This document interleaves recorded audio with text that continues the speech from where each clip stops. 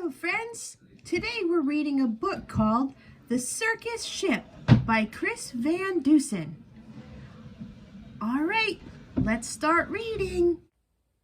The Circus Ship by Chris Van Dusen. On board were 15 animals who traveled to and fro. The next day, it was Boston for another circus show. The captain, Mr. Carrington, was honest and sincere. He thought that they should drop the hook and wait for things to clear.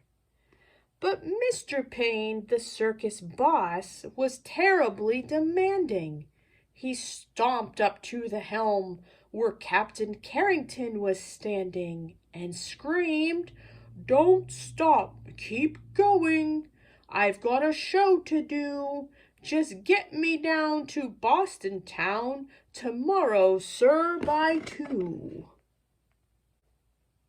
Then came a crash, an awful bash. Things flew into the air. The ship had smashed into a ledge that no one knew was there.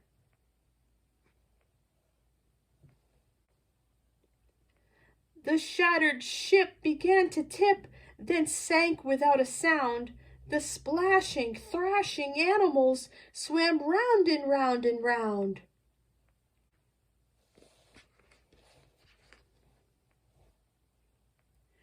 The captain said to Mr. Payne, "Pray tell, what shall we do? We can't just leave them here to drown. We've got to save them too." "The animals?" yelled Mr. Payne. "Why, sir, what are you, daft? It's me that you should rescue. Pull me up into the raft. Now ferry me to safety, sir, before I die of cold. Don't question me," barked Mr. Payne. "Just do as you are told." Through chilly water all night long, the animals swam on until they reached an island beach just before the dawn. They pulled themselves up on the shore, bedraggled, cold, and beat, then staggered to the village on weary, wobbly feet.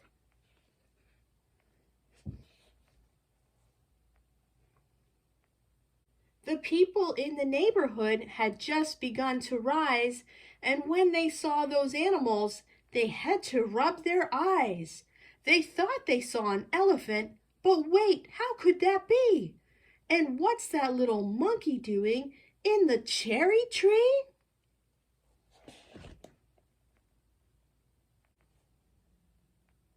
Soon animals were everywhere and into everything. There's an ostrich in the outhouse. There's a hippo in the spring. There's a tiger in the tulips. There's a lion on the lawn. There's a python in the pantry. It went on and on and on. Mr. Hood was stacking wood and nearly jumped a mile when he found the alligator sleeping on his pile. And Mrs. Dotty Daly, who grew daisies by the bunch, discovered that the zebra had been eating them for lunch. And Miss Fanny Feeny found, according to the rumors, the silly little circus monkey swinging in her bloomers. But everything changed quickly, like the turning of the tide. The night the abbot's shed caught fire, with Emma Rose inside. From high above the abbot's farm, the tiger saw the shed.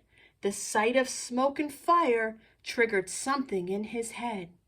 He jumped through flames 1,000 times back in his circus days, and he ran past all the people, and he leapt into the blaze. Whoa.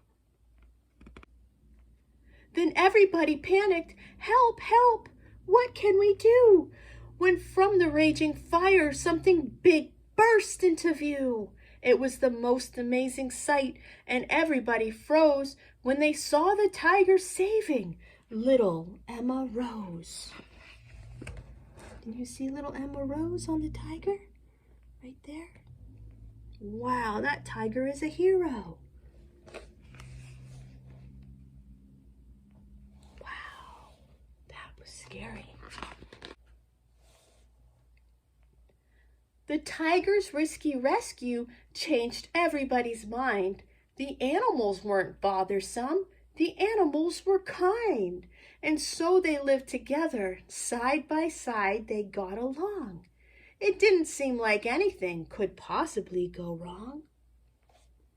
See, they're having a picnic with the tiger. Then Little Red, the messenger, came running with the word.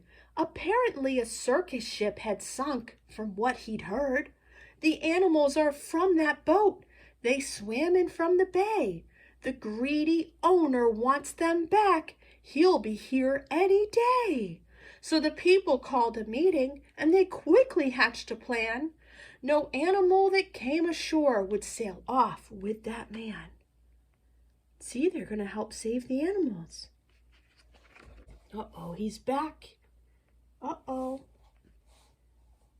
The next day at the crack of dawn, a ship was at the pier, and up the lane marched Mr. Payne, whose voice was loud and clear. I am the circus owner. My ship sank in the murk. I've come to find my animals and put them back to work. Oh no, he's not nice, he's mean. He hiked until he came into the center of the town. His face was red, he scratched his head. He stood there with a frown. Mr. Payne looked high and low, but still he couldn't see the 15 circus animals of his menagerie. He's looking for them. The animals are blending in with the town so that you can't see them. See, there's a monkey dressed as a little baby in a carriage. What other animals can you see? Let's look on this side. Do you see the bear? Do you see the giraffe? There's the giraffe. How about the ostrich? Do you see the ostrich? Look closely. He ran around the alleyways. He searched the village square. He even checked the chicken coop. His animals weren't there. Uh-oh. Mr. Payne was tuckered out.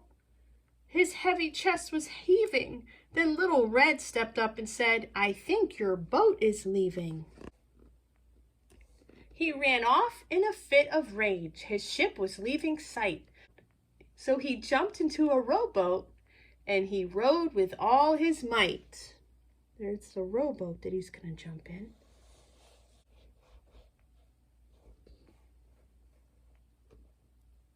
And from that day, they like to say, their lives were free of pain. It was a happy, peaceful place upon that isle in Maine. Now they're happy.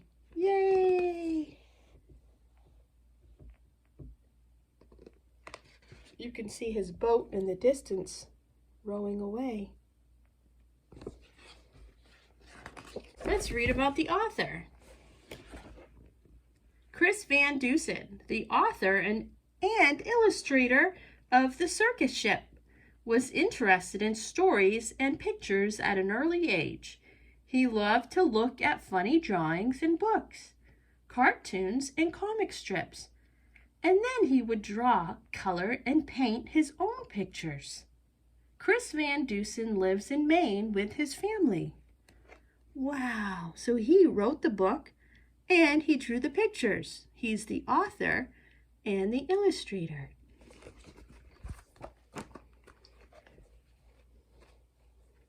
We really like this book because Emma's mommy is from Maine as well. We love the state of Maine. So go and check out this book at your local library or buy it at the bookstore. The Circus Ship by Chris Van Dusen. Thanks for watching. Bye. Subscribe for more videos. See you later, alligator. In a while, crocodile.